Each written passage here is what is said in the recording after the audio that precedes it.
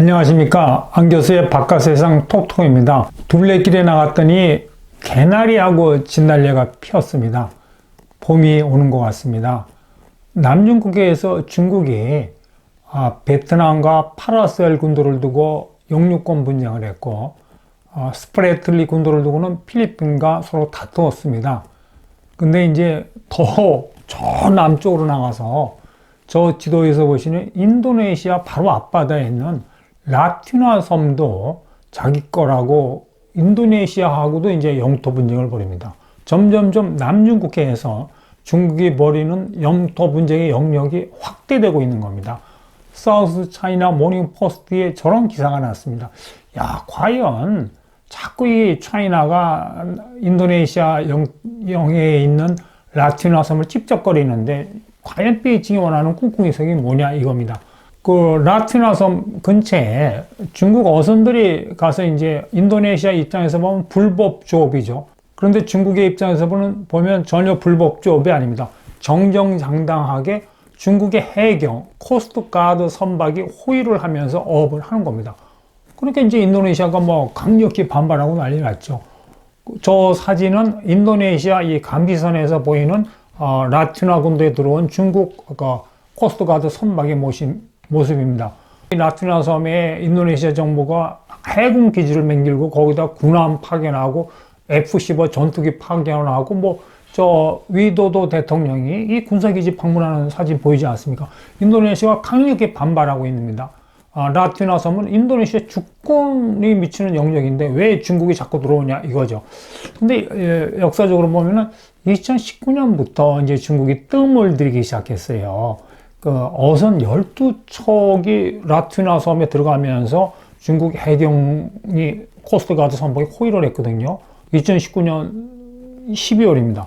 그러니까 뭐 인도네시아가 전투기가 출격하고 뭐 군함이 구축함에 파견되고 중국 대사를 소환하고 난리 난 거죠. 그러면서 그 다음에 그 1월에 위도도 대통령이 아주 라투나 섬을 갔습니다.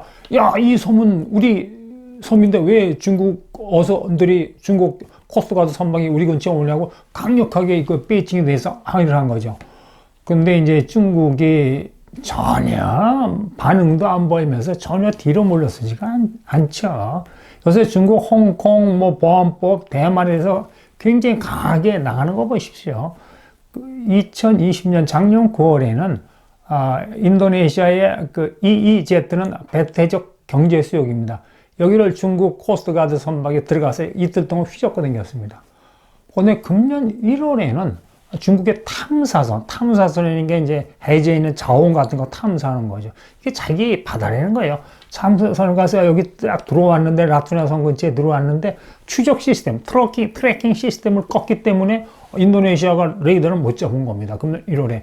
이런 식으로 점점 그 인도네시아와 중국 사이에 라투나 섬을 두고 이제 영권 분쟁이 확대되고 있는데, 중국의 주장은 뭐 파라셀 군도나 그 스프레틀리 군도에 대해서 한 거하고 똑같습니다.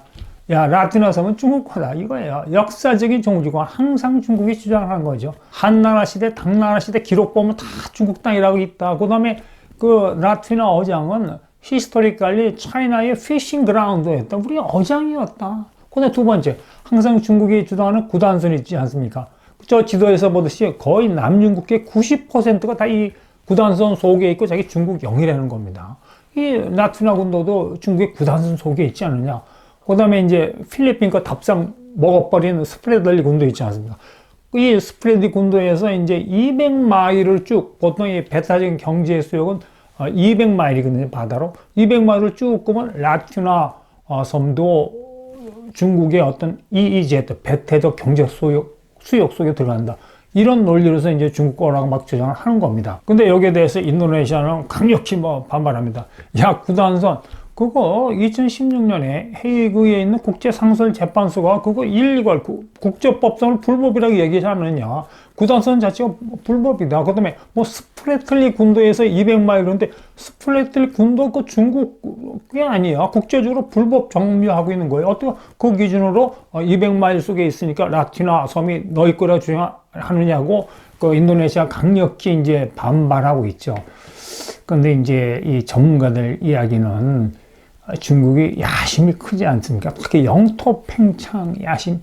제가 항상 말씀드리지만 중국은 14개국하고 국경을 접하고 있는데 이 모든 나라하고 영토 분쟁을 벌였거나 지금 벌이고 있습니다. 지금 인도하고 히말라야에서 벌이고 있죠. 뭐 베트남하고 파라셀 군도, 그다음에 대만 생카쿠 군도 일본하고 벌이고 있지 않습니까? 자, 보십시오. 남중국해에서 중국이 어떻게 야곱야곱 자기 영역을 확장시켜 나가는지.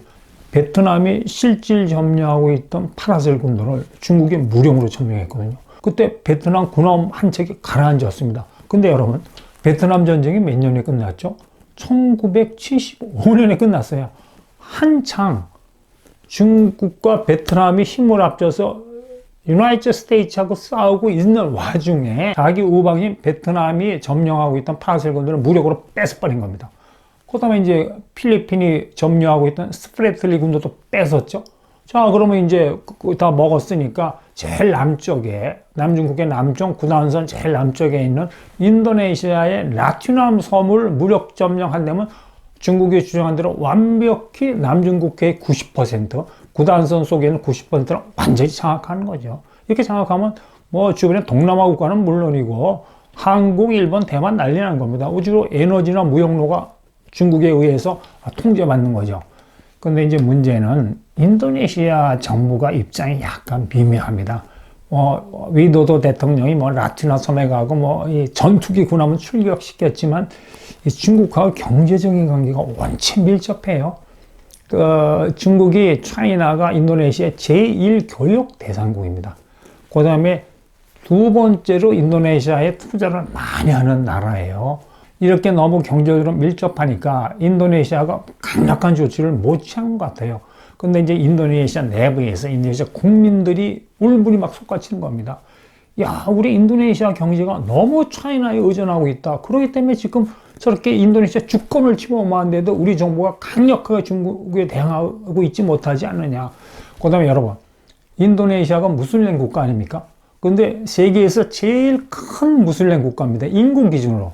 근데 같은 무슬림인데 신강 위구르에 있는 우리 무슬림이 베이징으로부터 이렇게 박해를 받는데 인도네시아 정부는 왜 이렇게 침묵하고 있느냐. 세계 모든 나라가 신강 위구르에 있는 무슬림의 인권에 대해서 막 이렇게 이 목소리를 높이는데 이런 식으로 약간 몰리고 있어요.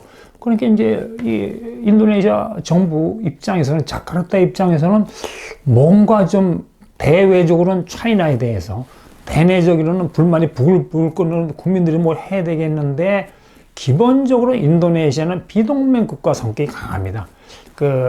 중국하고 미국하고 패권 전쟁에서 안 끼어들으려 그래요. 좀 거리를 두려고 그러거든요. 여러 가지 이유에 의해서. 그러니까 지금 최근에 그 뉴스를 보면 자카르타가 선택한 게 재팬입니다. 재팬. 즉 일본하고 바싹 붙어갖고 일본하고 군사 협력하면서 이 자기 영해로 들어오는 차이나의 어떤 밀리터리 파워를 밀어내려고 그러는데, 여러분 재밌는 게요. 저 이제 태평양 전쟁 지도인데 저렇게 제가 일본 제국주의 표시를 해놓지 않습니까? 태평양 전쟁 때 인도네시아가 일본한테 점령당했는데 이 미군이 어떤 탈환을 할 때 베트남이나 인도차이나 인도네시아는 전혀 건들지 않고 저기 이렇게 제가 빨간 손으로 표시했듯이 솔로몬 군도에서 사이판 괌이 있는 마리아나 군도, 필리핀, 오키나와군의 도쿄로 직접 들어갔어요. 그렇기 때문에 종전이 됐을 때 인도네시아에 있는 일본군은 말짱했습니다. 이 시점에서 제가 이제 수카르노 인도네시아 초대 대통령 얘기를 제가 해드려야 되겠는데, 이 수카르노는 화란이 350년 동안 인도네시아를 통치했거든요. 철저하게 식민지를 수탈했습니다. 진짜 철저하게. 거기에 대해서 화란에 대해서 이제 저항 운동을 했습니다. 그다음에 이제 일본군이 진주했을 때 감옥에 들어갔는데 일본군이 풀어줬어요. 스카르노를 이제 독립운동을 해서 풀어주면서, 야, 스카르노, 너하고 우리 일본 제국하고 손을 잡아갖고 화란을 영원히 물리치자. 그냥 마지못해 일본하고 협력한 게 아니고 진짜 적극적으로 이 일본의 전쟁 수행에 협력을 해갖고 인도네시아 사람들이 뭐 징용 나가는 거 다 하고 쌀이 하는 거 다 도와주고 막 그랬습니다. 그러다가 이제 1945년 8월 17일 날 일본이 항복하고 나니까 이 독립선언을 딱 했거든요. 스카르노가. 근데 이제 쫓겨갔던 화란군이 들어와서 인도네시아 독립전쟁을 벌이는데, 그때 이제 그 패전하고 나서 잔류하고 있던 일본군이 또 스카르노의 독립전쟁을 도와줬대요. 역사적인 연유로 해가지고 지금 인도네시아가 일본하고 급격히 밀착하고 있습니다. 자, 이 남중국해에서 점점 고된 군사 분쟁, 뭐 중국과 베트남, 중국과 필리핀, 그다음에 또 중국과 미국, 이런 복잡한 어떤 지정학적인 군사적인 어떤 컨플릭트, 갈등이 이번에는 인도네시아로까지 확산됐습니다. 자, 여러분, 오늘 여기까지 하겠습니다. 오늘 하루 원더풀 하십시오. 감사합니다.